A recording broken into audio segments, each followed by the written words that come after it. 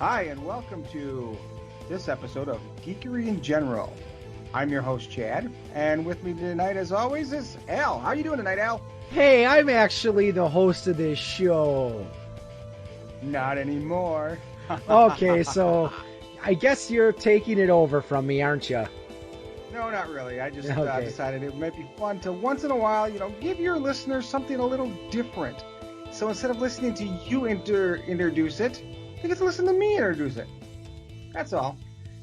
So tonight, we're going to talk about something a little bit different. I mean, especially for me. Now, Al, I know you've done a few podcasts on this. You've also done your creepypasta theater on this. But tonight, we're going to delve into creepypasta. We're going to talk about the Backrooms.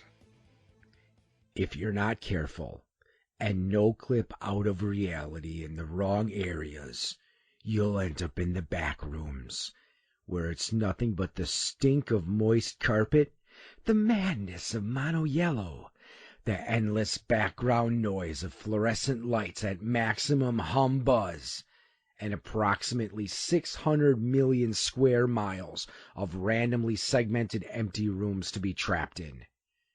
God save you if you hear something wandering around nearby, because it sure as hell has heard you. Or it's just the cat, one of the two.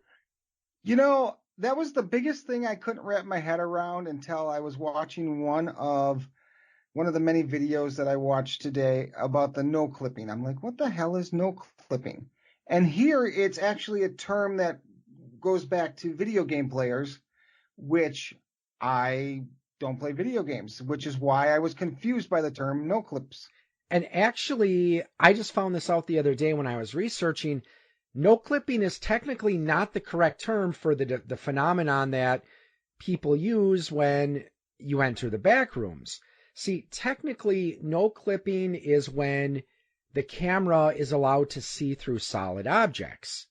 What you're actually talking about when you walk through a wall you're not supposed to is collision detection.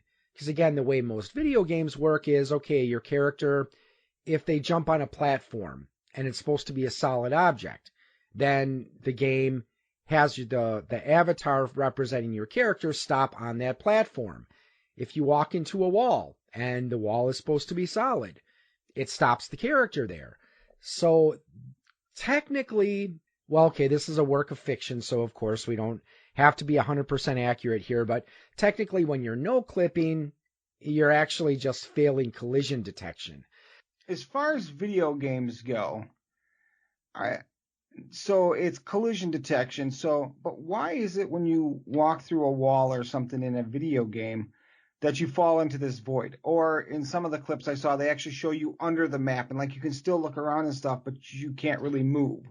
It depends on how the game is programmed, because there's a game that I enjoy, Final Fantasy 15, and I was fighting a battle and somehow I fell through a lake and I was just in this gray endless void.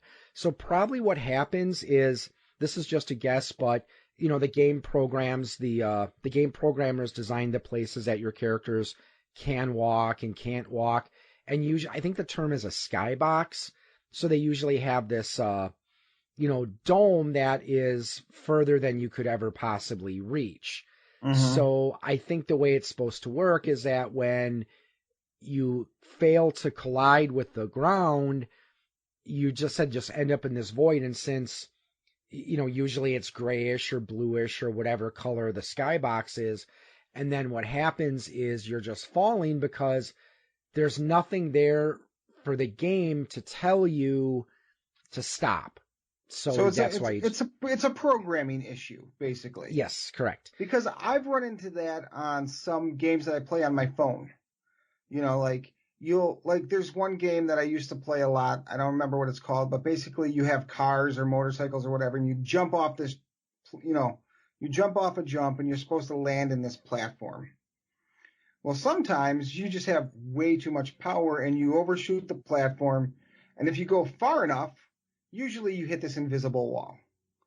But in this game, there was a couple times where you would just go beyond that and you just keep jumping. And so, like, normally where you're trying to jump like 2,000 meters or whatever, and all of a sudden, you let it go for a little bit and you're at 100,000 meters, and then you're at 200,000 meters, and you're never going to land. So that was one of the hard things for me to wrap my head around, was this whole no clipping thing. And now you made it even harder because they're using the wrong term. Yeah, and just no clipping is, like I said, no clipping is the term that aficionados of the backroom use. And I think some video gamers might even use it, even though, again, the correct term is collision detection.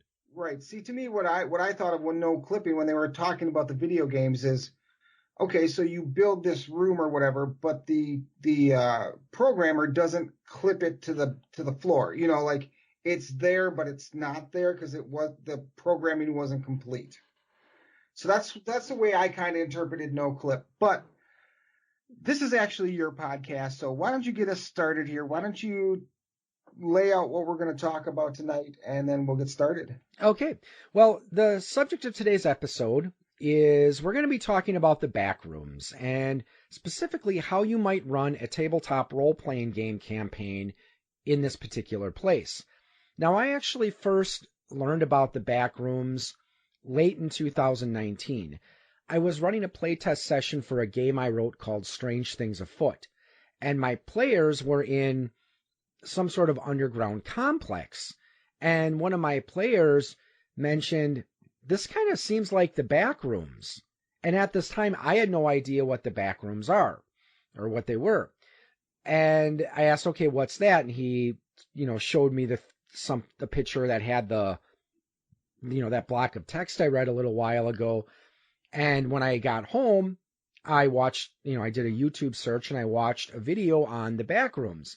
And then after watching it, I promptly sent a message to that player going, you realize you just gave me ideas for what to do in this campaign, don't you?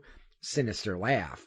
So let's explain a little bit about what the Backrooms are, and then we'll talk about ways you can run your role-playing game campaign there. Now, okay.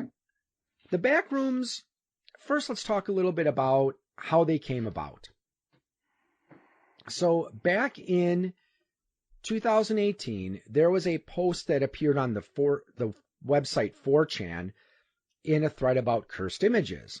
So that's where we had this familiar picture that people associate with the Backrooms. It's like of a empty office space, and the walls are this sickly yellowish color with a subtle pattern. The carpet is this kind of sickly brownish color, and it's taken at a slight angle, which makes it feel a bit unsettling. And the next year, in May of 2019, another 4chan user invited others to post images of places that felt off. And a couple days later, another anonymous user posted the paragraph that described the Backrooms. Again, the one that I read at the start of this episode. So we really don't know who came up with this idea, but whatever the reason, the concept just took off, and the Backrooms have become a bit of modern mythology, though I would actually even say it's folklore, because the concept of the Backrooms is not the creation of a single person or a group, but rather it is developed collectively. There's various websites and wikis out there that contain information about the Backrooms that are contributed by various users. And one of the nice things about it is, since there isn't an official canon to the Backrooms, you can incorporate pretty much anything you want here. So we don't really know what the original author's intent was as to whether he thought or envisioned the Backrooms as being one huge level, because again, in the paragraph that first described it, it was said to be over 600 million square miles. And in comparison... Yeah, can you imagine just the sheer volume of 600,000 square miles? 600 million. Or 600 million square miles. Well... And on top of that, it's just all this sickly yellow, which everybody knows is the color of insanity, and these slightly damp carpets. I mean, if you've ever walked across slightly damp carpet, it's horrible. Yeah. So just for comparison, to give you an idea of how big 600 million square miles would be, the estimated surface area of all the land masses on Earth are believed to be approximately 57 million square miles. The entire surface area of the Earth, including the watery parts, is believed to be about 197 million square miles. So it's 3 times the size of Earth. Correct. Even if you just did the one level of the Backrooms, 600 million square miles, you have a lot of room to play with. So that kind of reminds me, Al, have you ever played the world's largest dungeon? I've never played it. I think I've seen a copy of it at my local gaming store. So, I mean, I know it's this big book, but I've never actually played It's it. huge. It's thick. It's got to be, I don't know, 4 inches thick, something like that. And if you start at level 1 and you work your way through all the different levels and the different rooms and there's cities embedded in this. I mean, it's just a whole entire thing. It takes you, I believe, and this was in 3rd or 3.5 is what it was written for, from level 0 all the way to, epic levels of up to like 100 if you finish the entire dungeon. We played. I played in it once. I think we played for about 6 months, once a week, and we were like level 8, and we really hadn't even really cracked anything on this. You could put anything you wanted in there since there's no canon. They have certain creatures that are supposedly in level 0 or level 1 or 2 or whatever. And I'm sure we'll get into the different levels a little bit anyway. But you could do pretty much whatever you wanted with it. And for them to find their way back to the entrance, per se, would be impossible almost. Mm-hmm. So even though the Backrooms have only been around for a fairly short time, they've had actually quite a bit of an impact on the creepypasta and horror internet communities. Because in addition to the wiki sites, there have been YouTubers that have made their own theory videos about the Backrooms. I've seen a couple fan films about it. There have also been some computer games as well. And I also just wanted to announce that I'm also in the process of writing a tabletop RPG that will take place in the Backrooms. So you'll probably hear more about that in the coming months. We could throw another teaser out there if you want to. Sure, go ahead. So we're also right now, Al, myself, and Scott, we're all working on a book of horror short stories. And one of the horror short stories that I'm writing is going to take place, quote unquote, in the Backrooms as well. Okay, so as you can see, it's had this influence. And getting to the Backrooms is actually interesting because we mentioned it before about no clipping out of reality. Depending on who you ask, there's some posts that claim that it's something you can do willingly. However, it's more commonly accepted that it's something that it happens completely at random. So in theory, you could be stepping out of the shower one day, fail to clip with the floor, and the next thing you know, you are in the Backrooms soaking wet with nothing but a towel around your waist. If you were lucky enough to grab your towel. Yes. Otherwise, yes, you're soaking wet naked in the middle of the Backrooms, which would not be good. No, I think you'd die relatively quick from, if nothing else, hypothermia. So as we said before, we're here to talk about how you might run a role-playing game there. So if you had to choose a role-playing game system to run in the Backrooms, what are some that you think would be appropriate? Because usually whenever I've talk about my historical gaming episodes that I've done and any episode where I talk about running an RPG in a specific setting or time period, usually I've focused on Dungeons and Dragons. I think really most versions of D&D can be modified for use in most historical settings. Though I don't think I would necessarily recommend Dungeons and Dragons for a Backrooms campaign. I mean, granted, while you do have that dungeon crawl aspect, I've always seen the Backrooms as more of a survival horror video game. You should constantly be scraping around for resources, and not only that, you should have to think twice about whether you're going to fight something or not. Because a lot of times in D&D, okay, so you see a monster or potentially dangerous opponent approaching. Well, if you're high enough level, you could just cast Fireball or Magic Missile at them or Lightning Bolt and hopefully be done with it. Now, if you're able to do that in the Backrooms, I think it takes away the terror or the horror aspect of the setting. So if you did want to use Dungeons and Dragons for a Backrooms campaign, you'll probably want to either severely limit magic using characters, if not just take it away entirely. So what are some ideas that you have for some settings you think could work here? And I have a feeling I know at least one that you're going to mention. Yeah, you probably do, but I'm going to start with a few lesser known ones. I think the role-playing game High School of the Damned would work well, where you would create your high school student, because it's a very low magic, or actually I believe it's a no magic system. It's written by Ben Schultz. Friend of ours. Though I think he just writes novels nowadays. I don't think he does any role-playing games he's no anymore. He's no longer writing games as far as I know, but you're just standard high school students.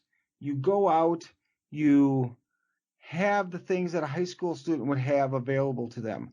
And I think if you started this as a regular High School of the Damned game and you no-clipped the group into the Backrooms, I think it would be a perfect setting for that.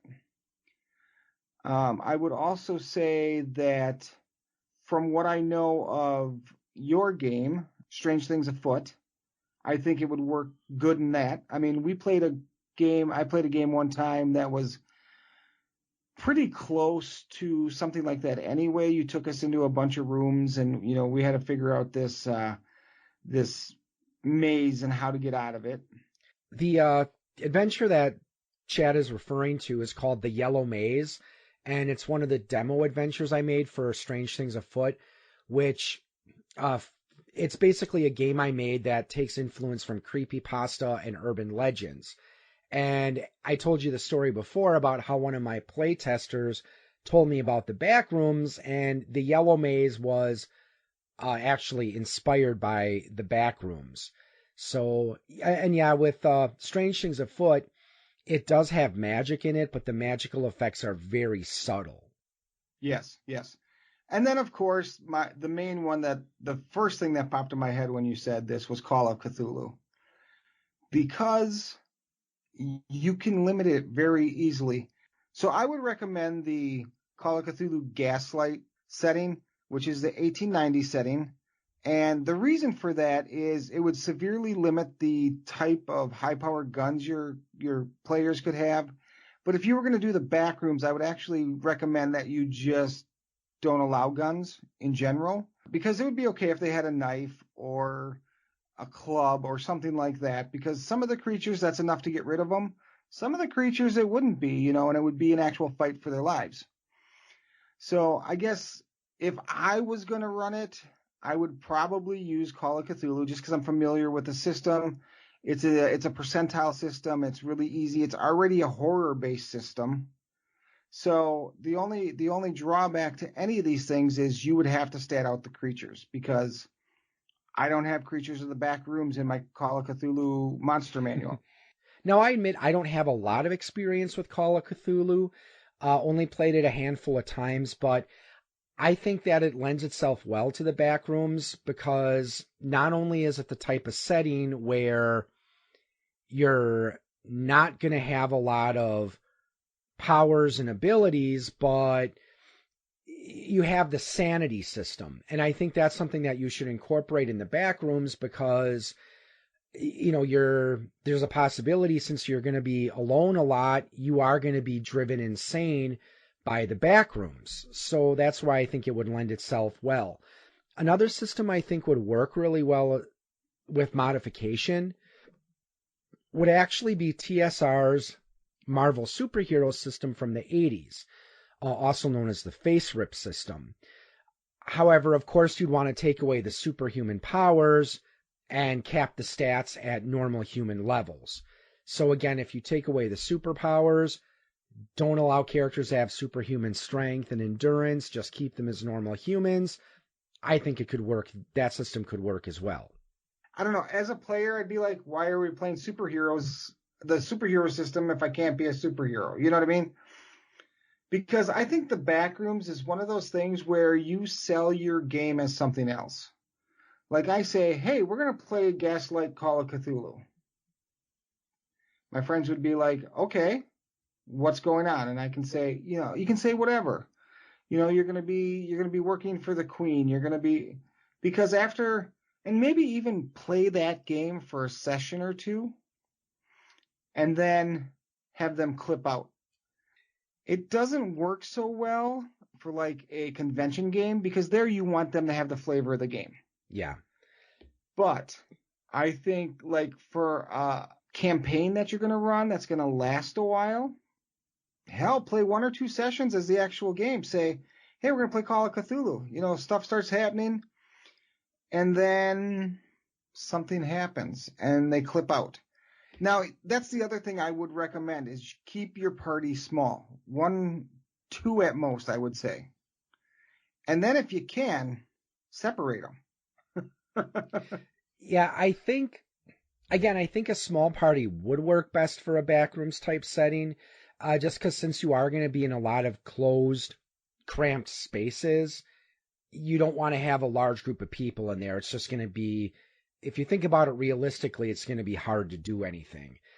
Well, and then if you think about it, the creatures that attack, they are made to attack a single person. They are made to attack and overwhelm a single person. So then you either have to generate these creatures being stronger, or you have to create them to become pack animals, or pack fighters. Pack hunters. Pack hunters. Yeah, that's the right word. But I just think it would be really neat, just for a session with a single player or 2 players at most, maybe 3, depending on who you're playing with and their ability to play. Because that's another thing. I don't think you want to take noobs into the Backrooms. Because you and I know every time you get noobs sitting at the table, what's the first thing they want to do? They want to fight. And that's not necessarily the best thing for them to do in the Backrooms. That is true. And I like that idea. Again, give them a couple of sessions of whatever game that you tell them you're going to play. And then next thing they know, they're in this strange place with yellow wallpaper and the buzzing of fluorescent lights. Mm-hmm. So, which is even better if you think about it as a gaslight game in Call of Cthulhu. They don't know what fluorescent lights are. They don't. They're used to, at best, like natural gas lights, like gaslight, which they're going to come into this world where lights are just flickering and buzzing, and they're going to be completely brain blowing, Yep. Another thing that I think is interesting about the Backrooms is, at least to my knowledge, so far there has been no official explanation for how they came into being, who made them, what made them, or why. And the closest I've seen to an origin is on the one of the wiki sites, and they mention that whatever it is that draws people into the backroom distorts a person's perception to display the most monotonous thing possible. Hence the yellowish walls and floor and the continuous buzz of the lights. So let's start with talking a little bit about the original 3 levels. Now, again, you should know that if you do decide to run a campaign in the Backrooms, or if you decide to take your players there, these are not the only 3 levels you have to work with. I think I found a list that right now they're up through like 999 levels and like 4 that are Greek named. They have like Greek letters or whatever. Well, they have a list that's several hundred long, but not all of them have entries right now. If you look up the Backrooms wiki on Wikidot, that's where I got a lot of my information from. As well as myself, yeah. That's where I was. Still, there's tons of levels that they have. And again, unlike something like, say, Lord of the Rings or Forgotten Realms or Star Wars, there's no established canon. So you can take them to whatever type of level you want. And the funny thing about that is I watched 3 different videos on the Backrooms. Your Backroom video. I watched a Backroom video by a Mr. Ferrente. And then I also watched one from a gentleman named Nick Crowley. All 3 of them did not agree on what creatures are in these 3 levels. Yeah, so you can incorporate pretty much anything you want. The Wikidot site is a good place to start because it gives you ideas. They don't have any game stats for them, but at least it's a place to go for some reference. But they don't have game stats, but they do give you reference to their relative strength. If not to humans, to each other. So the first level is level 0, also called the lobby. This is the entry point to the Backrooms, and while the entity count is low and is still dangerous, it is considered one of the safest levels of the Backrooms. So this level consists of a maze of rooms with the infamous yellow wallpaper, moist carpet, and buzzing fluorescent lights. The next of the main 3 levels is level 1, and this is described as being similar to level 0, but the walls are often painted yellow concrete. Some entries describe it to an endless empty warehouse with puddles of water and patches of fog. It's considered one of the most habitable levels of the Backrooms. Occasionally you will encounter crates, and these crates might contain useful items like food, medicine, weapons, or tools. Sometimes the crates might even include useless or bizarre items like boxes of crayons or car parts. And the last of the 3 main levels, level 2, is described as an endless maintenance corridor. So the walls are usually unpainted concrete and lined with pipes. The temperature in this level is quite hot and can sometimes get over 100 degrees. Occasionally, a traveler will find rooms on this level that contain supplies and even working computers with internet access. So even though we're in this strange paranormal setting, apparently you can still get Wi-Fi, though it's said that probably not a good idea to use it because that increases the chance of something finding you. But I thought that's interesting that some of the authors of these levels have mentioned that you can still access Wi-Fi and cellular networks, and how the Backrooms actually seems to have its own internet network. Now, while you're wandering the Backrooms, fortunately, you're not always going to encounter monsters. You can encounter other people, which of course may or may not be a good thing, but the Backrooms wiki does list several groups that you can encounter.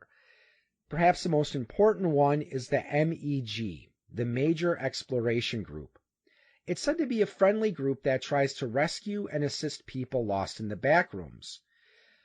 They're very well structured with several outposts throughout the Backrooms, and they're divided into several teams, each with a specialty. For example, there's Team Compass Point, which handles exploration, Lock Breakers, which handle breaking into locked rooms, and the Wild Warriors, which exterminate hostile entities. Yeah, I really kind of like the Meg. I like the fact that there is a group within the Backrooms that are there to help you out in any way possible. And I read the short story between them and the guy named Austin, and how they came to help this small group of 12 people with Austin fight off the different enemies. I forget what enemy they were fighting, but anyway, it smelled of almond water. But I thought it was kind of neat that they sent in 2 different teams. There was one team to bring them supplies, which they did, that would last them for like 5 months, and then another team that came in to take the body of the entity so that for further study, basically. Mm-hmm. Oh, that was an insanity, wasn't it? Yeah, it was an insanity. I haven't read that story, but it may have been, yeah. Yeah, it was an insanity. Because they're the ones that their blood basically turns to something that smells like almond water, which we'll talk about later. Mhm. But yeah, so it was a neat little story. Well, next there's the BNTG, the Backrooms National Trade Group. So this group was originally part of the Meg, but broke away from them. And like the Meg, they are divided into several specialized departments. They're focused more on trade, though, over protecting people, and they've established several trading posts throughout the Backrooms. I'm pretty sure they're the mafia. I would actually compare them maybe more to the Trade Federation in Star Wars. You mean like the Ferengi? That's Star Trek. Oh, yeah, well, I don't I care about suppose Star like the Wars. Ferengi. I don't know as much Yeah, about the Star Trek. Ferengi, the Trade Federation, yeah. Yeah, I suppose it could be that way. It's just they just kind of struck me as mafia types because they were just like, we have the stuff, we'll give it to you, but don't try to take it from us, Yep. kind of thing. Now there's also a group called the Followers of Jerry. So this is a group of people who worship a blue parrot named Jerry who has an unusual power.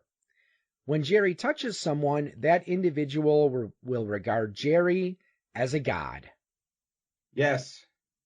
And I gotta say that is one of my favorite groups. They don't have any information on him yet, but I can't wait till somebody writes up something on Father Bluebird, who's like the human guy that's in charge of everything.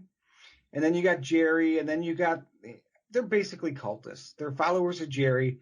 Their entire theory is to get everyone to be followers of Jerry, and by that way, own the Backrooms. Mm-hmm. And there are a group of followers of Jerry that if you speak badly about Jerry, or if you're in a group of people, of survivors that don't believe in Jerry, they'll just come and kill you. Yep. Not all groups in the Backrooms are friendly. One that you certainly want to watch out for are the Eyes of Argos. These are the self-appointed policemen of the Backrooms. They were a group of policemen who no-clipped and were rescued by a mysterious entity named Argos. However, they're very unpopular because they have been known to torture and kill those who they see as criminals, regardless of their alliance or lack thereof.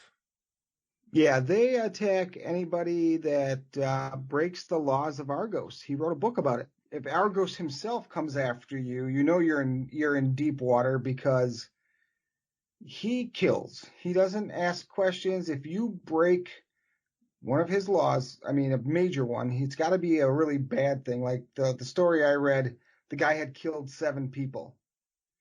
So Argos slowly killed him in return. Argos, however, is the oldest person that I ran across that is in the Backrooms. They don't know the actual age of the Backrooms, but most of what I saw, the writing started in about 1909. Argos is 500 years old. Yeah, the earliest reference to dates that I've seen were from the 1800s, which Okay. brings actually to the next major group I read about, the cartographers. So they're formerly known as the Cartographers Republic, and it started out innocently enough as an organization of scholars who somehow entered the Backrooms sometime during the 1830s. So you would think with a name like Cartographers, their goal is to map out the Backrooms, but their actual goal is to conquer the Backrooms. So they see themselves now more as an empire and have little interaction with other groups beyond introducing new members.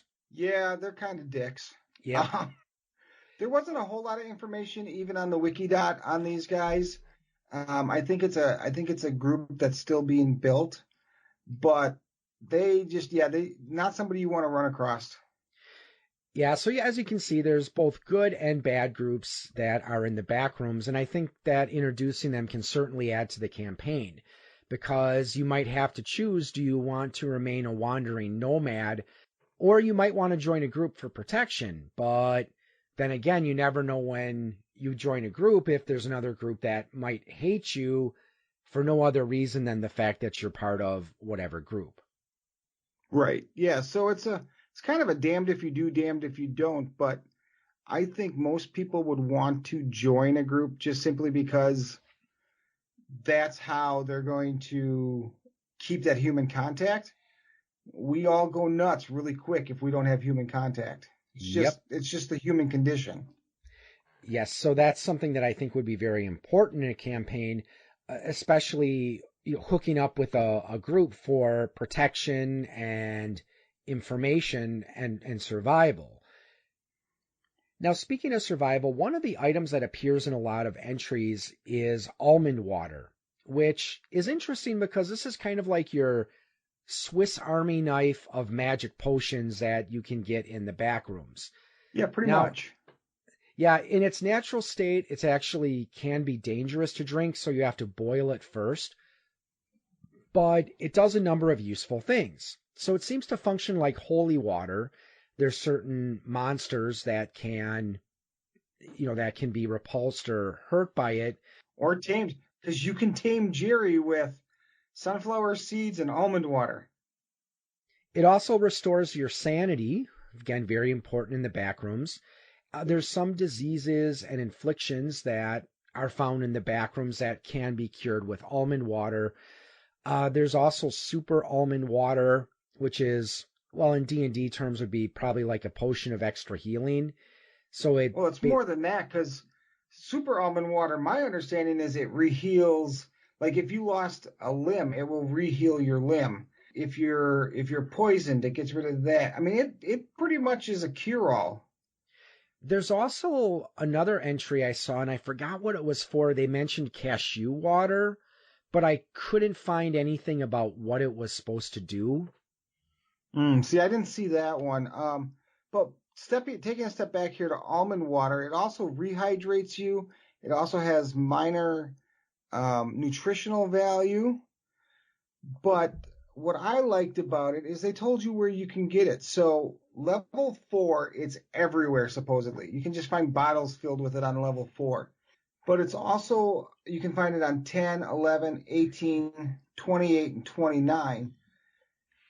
But again, no cannon, so it doesn't matter where you put your people, they could have almond water.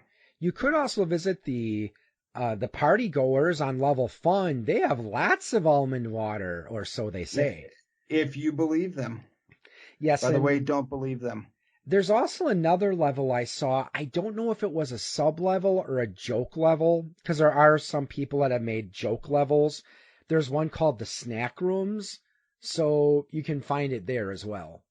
Well, actually, the Snack Room came up when I was looking at a different entity, the Artist, because if you go to the level with the Artist and you are nice to her and you enjoy her art, she will get you out of her level. She will give you almond water and snacks, and when you ask her where she gets it from, she says the Snack Room.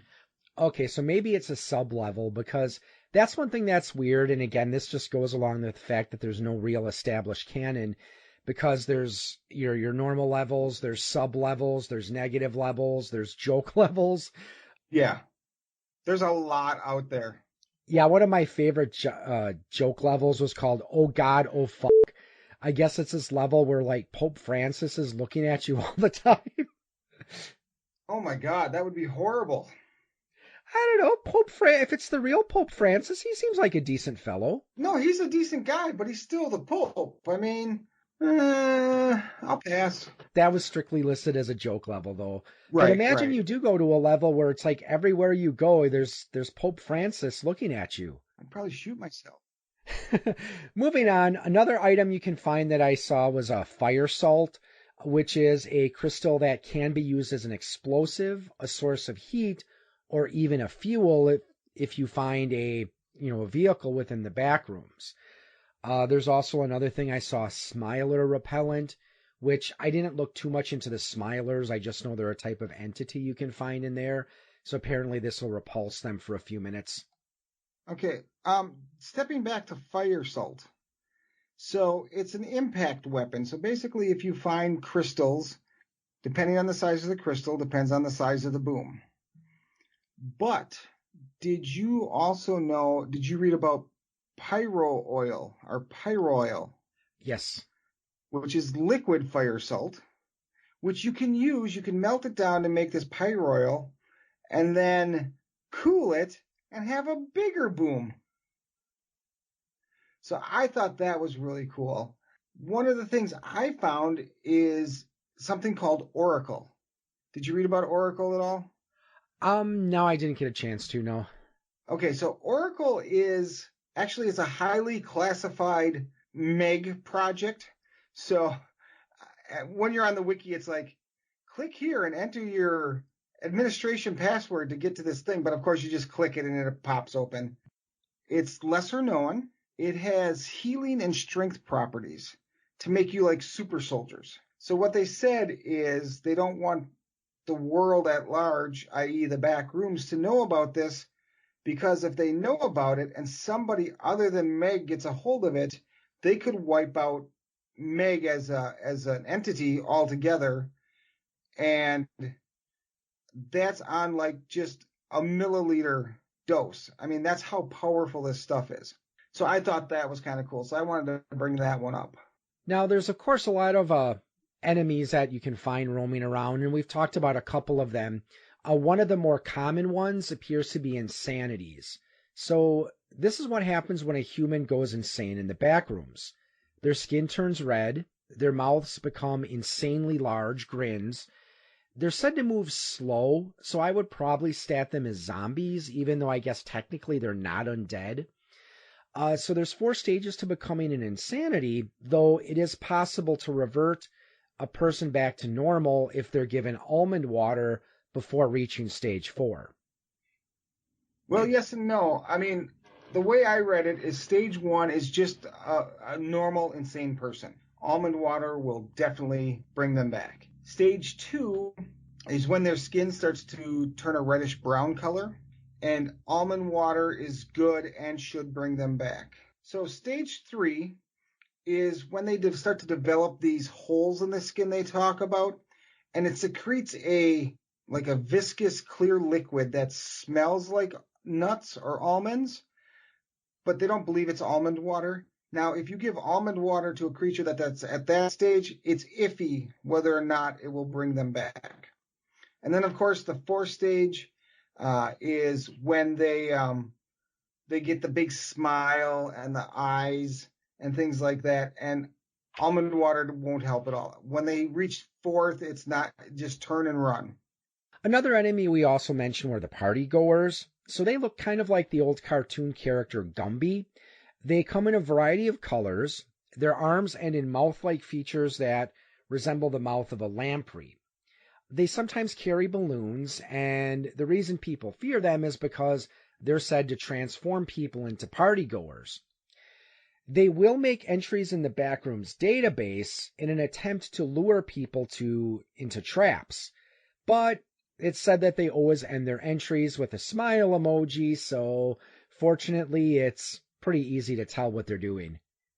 Did you happen to click the link that took you to the fun level that had been edited by the party goers? It is so ridiculously not obvious, or it's so ridiculously obviously not a true, insert. It's like, we have balloons and parties and cupcakes and all this kind of stuff, and it's just like, if you're on level 188 and you see confetti coming out of a window, that's just us having a party. Now, was that because I know Mr. C. Feriante, and again, just as a recommendation here, if you are interested in learning more about the Backrooms, again, the YouTuber Mr. C. Feriante has a lot of videos about the Backrooms, and I know he has one on level fun. Okay. The way they did it on the Wikidot, it was just really funny and so obvious that you were not looking at a real, Wikidot thing. Yeah, and I think when they were talking about exits, it's like, why would you want to leave? Yes, exactly. So another enemy I thought was interesting were wallpaper wraiths, which, as of course, Chad and I, as Dungeons and Dragons fans, we're used to thinking of wraiths as like undead creatures. But in the Backrooms, these are actually slug-like creatures that stick to walls or ceilings, and ambush their prey by wrapping their long tongues around their neck, either trying to suffocate it or break the neck. However, it said their main weakness is loud noise. So if you make a loud enough noise, it can cause them to have a heart attack and die. Which is why that's why the first attack they do is they cover your mouth with the tongue. But I thought it was interesting, these wallpaper race. What they reminded me of more from a D&D standpoint would be ropers. Have you ever run into a roper in D&D? I've never actually run into one, but I know what you're talking about. And yeah, Okay, I can totally see that. But they were, but you're right. When I hear the word race, I think undead, evil kind of thing. But these things are evil, but in a way they're not. Again, we have to look at what are we really talking about here? Well, the wallpaper race, they kill people. If they're hungry, they eat them. But if not, they take them back to their nests to feed their young. They're just parents trying to do the best they can in a world that's up. That is true. So now another type of common enemy are the facelings, and there's several different types. They can appear male, female, androgynous, adult, or child. In some ways, they're similar to Slender Man in that their faces are just skin, totally devoid of any features. Now, it said the adult facelings can be friendly and will usually only attack with provoked. There's also child facelings, which are often more mischievous.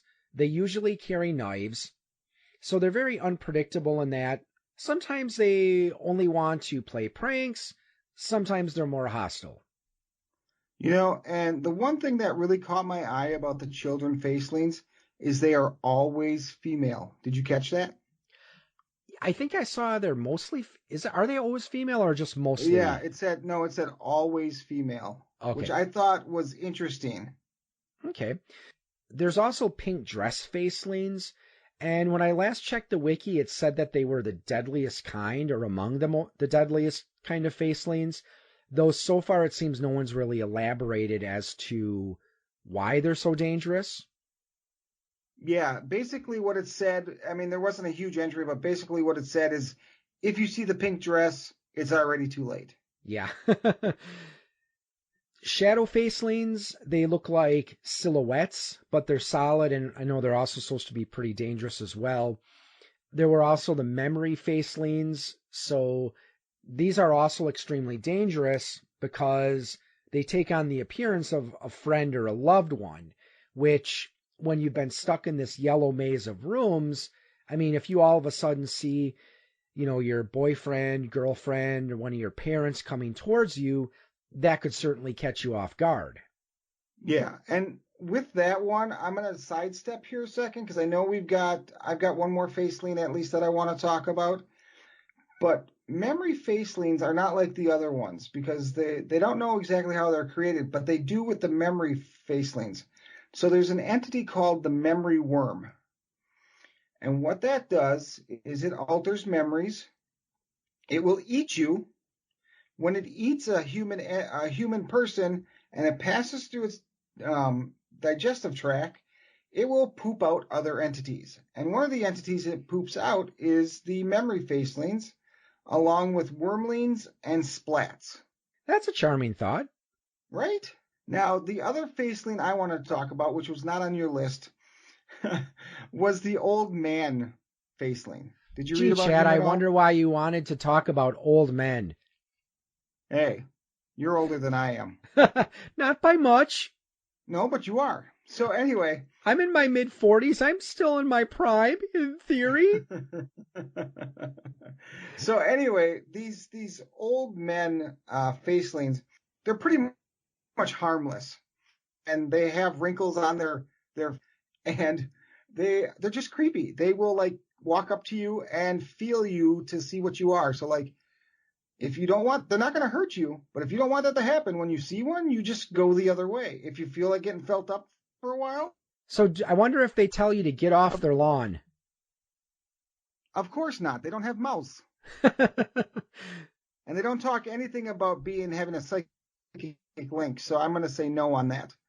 Okay. Now, the last entity I have on my list, which was one that was not on your list, is the skin stealer. And this just creeps me out. So the skin stealer are these bipedal, yellow, covered in suction cups humanoids.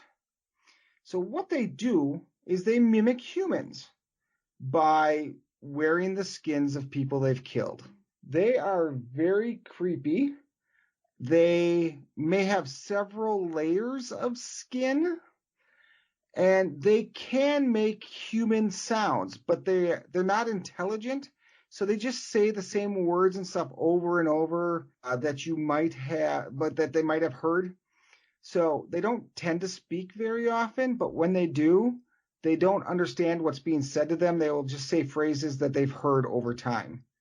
So they truly mimic humans in the only way they know how, which is through mimicry.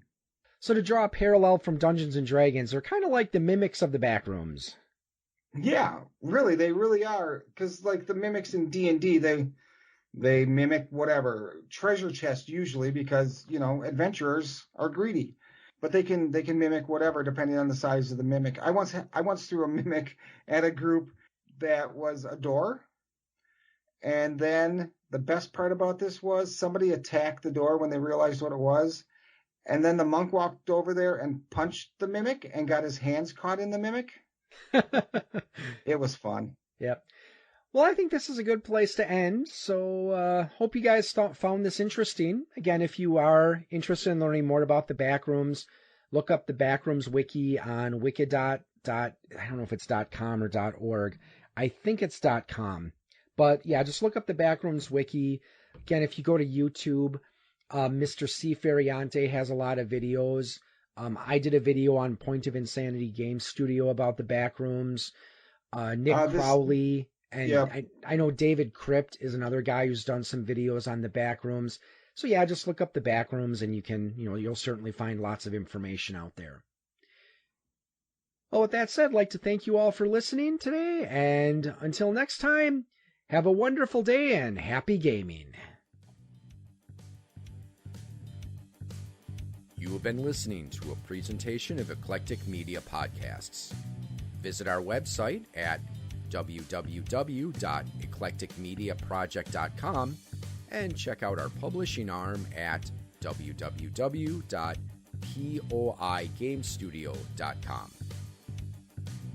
Find us on Twitter, Scott at EMP_Scott, Al at POI Game Studio, and Chad at Chad EMP. You can also find Eclectic Media Project and Point of Insanity Game Studio on Facebook as well.